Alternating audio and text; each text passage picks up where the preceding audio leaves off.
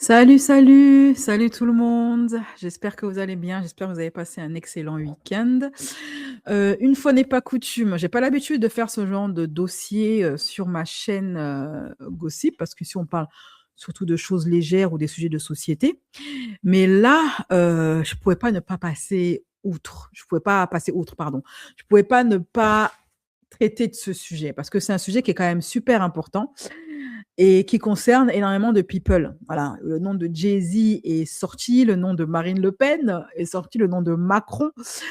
En fait, il y a pas mal de noms de personnes connues aujourd'hui hein, qui ont été révélés, hein, qui ont après à savoir est-ce que ils ont fait des choses sales ou pas.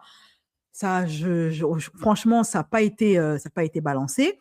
Mais en tout cas, leurs noms ou leurs partis politiques sont apparus dans les dossiers Epstein. Voilà.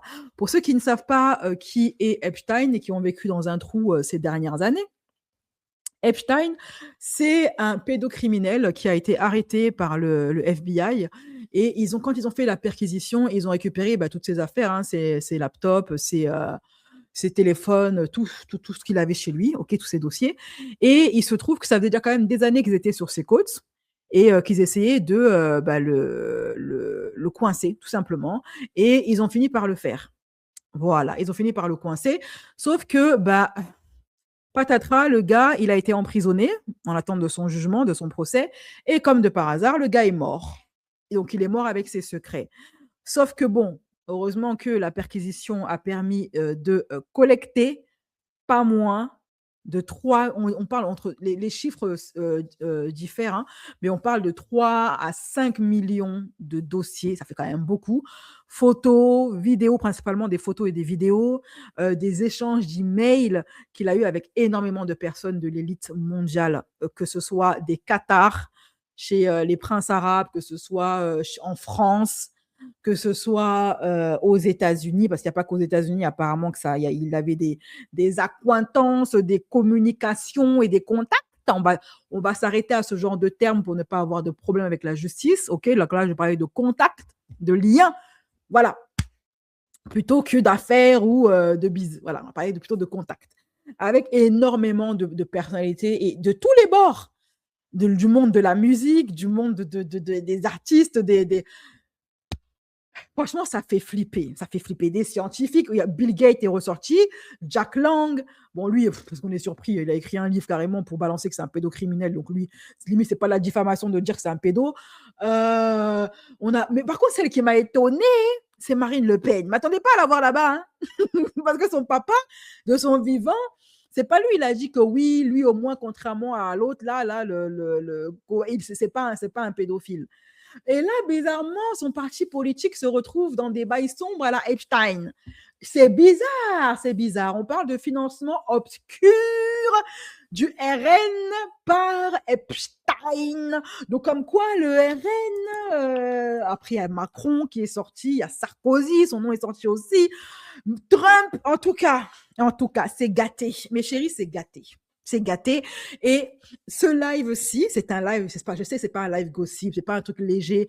Je sais que vous attendez à ce que je parle de Just Pyramid. On va en parler, vous inquiétez pas. Mais ça, je pense que ça vaut la peine d'en parler parce que c'est bien beau de faire les zouaves 5 minutes, de parler de trucs légers, mais des fois, il faut qu'on se reconnecte au monde réel. Parce que le monde des gossips, c'est le monde du divertissement. Mais là, c'est des choses qui sont très graves. On parle de trafic d'enfants, on parle de viol, on parle de pédocriminalité et on parle de cannibalisme. On parle de snuff movie, on parle de torture. Bon, voilà, c'est bien beau de rigoler. Je sais que vous n'êtes pas là pour pleurer, ni pour vous révolter, ni quoi que ce soit. Mais de temps en temps, une fois dans l'année, je pense que je peux me permettre de faire ce genre de sujet. Parce que moi, c'est les sujets qui me tiennent à cœur. OK? Donc, on va en parler tout de suite après le jingle. C'est parti.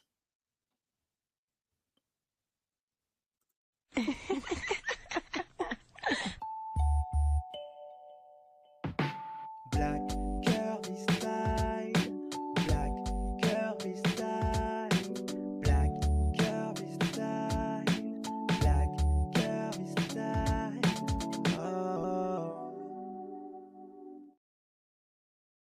Alors, pour les personnes qui me suivent sur Telegram, vous savez que, j'ai déjà parlé de ça sur Telegram. C'est le genre de sujet que j'aborde pas sur Instagram parce que mes haters, je suis étonnée de voir qu'il en reste encore un résidu, cherchent la moindre publication pour me signaler, OK? Donc je ne publie quasiment plus rien d'intéressant sur Instagram, tant pis. Donc pour ceux qui veulent avoir les vrais bails intéressants, allez me suivre sur Telegram, c'est là-bas que je balance tout. En parlant du RN, en parlant des racistes, en parlant des suprémacistes blancs, OK? Ce soir, j'ai prévu de balancer ma vidéo dossier sur parce que c'est l'occasion s'y présente, sur Mila. Vous savez, Mila, la nouvelle Jeanne d'Arc de l'extrême droite, la nouvelle coqueluche, nouvelle influenceuse d'extrême droite, celle qui s'est fait connaître en balançant une vidéo extrêmement insultante sur l'islam et sur le Coran, etc. Celle qui s'est fait connaître grâce à son islamophobie et celle qui est devenue le fer de lance de l'extrême droite et de la liberté d'expression qui va dans un sens unique. Voilà, elle là. Dernièrement, là, madame a décidé, elle a fini avec les musulmans, maintenant elle s'en prend aux juifs. Elle a balancé une photo avec un t-shirt floqué Adidolf.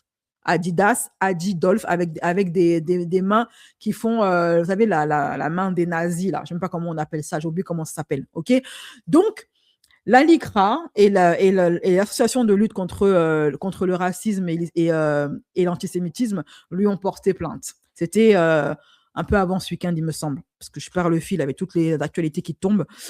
Et cette nana-là, ça faisait un moment que j'avais mis de côté un dossier que je prévoyais de faire sur elle. Et là, c'était l'occasion pour moi de le faire. Donc, ce soir, dans ma newsletter, n'hésitez pas à vous abonner, je poste ma vidéo de dossier sur elle. Vous allez me dire, tu vas nous dire quoi qu'on ne sait pas déjà sur Mila, la meuf de l'extrême droite. En fait, je suis tombée sur une pépite que j'ai gardée bien au chaud. À skip, et je préfère continuer à parler au conditionnel parce que madame, elle est procédurière. À ce qui paraît, Mila serait une fraude. Mila, elle aurait un ex-petit ami maghrébin de confession musulmane.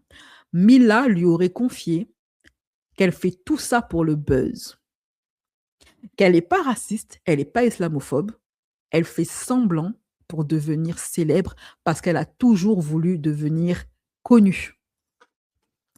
Une personne proche de son ex, je dirais même la sœur de son prétendu ex-petit ami maghrébin musulman, a balancé un témoignage en la nommant, en donnant des dates, etc. Et apparemment, eh bien, elle ne serait pas lesbienne, elle serait bisexuelle, donc elle aimerait les garçons et les filles. Et ben, comme Marine Le Pen. Marine Le Pen, pour ceux qui ne le savent pas, son ex-petit ami est ivoirien. Marine Le Pen a été en couple avec un noir. Ça, par contre, il n'y a pas de on dit. Ça, il y a les photos qui sont là. C'est comme Thaïs Descuffon. Thaïs Descuffon, on a retrouvé son ancien compte Twitter, celui qu'elle avait avant de devenir encore une influenceuse d'extrême droite. Elle était en couple avec un noir de cité. Maintenant, elle est là en train de dire réimmigration, machin, etc. Mais la meuf se faisait sauter par un mec, un Renoir de cité. Maintenant, elle vient faire la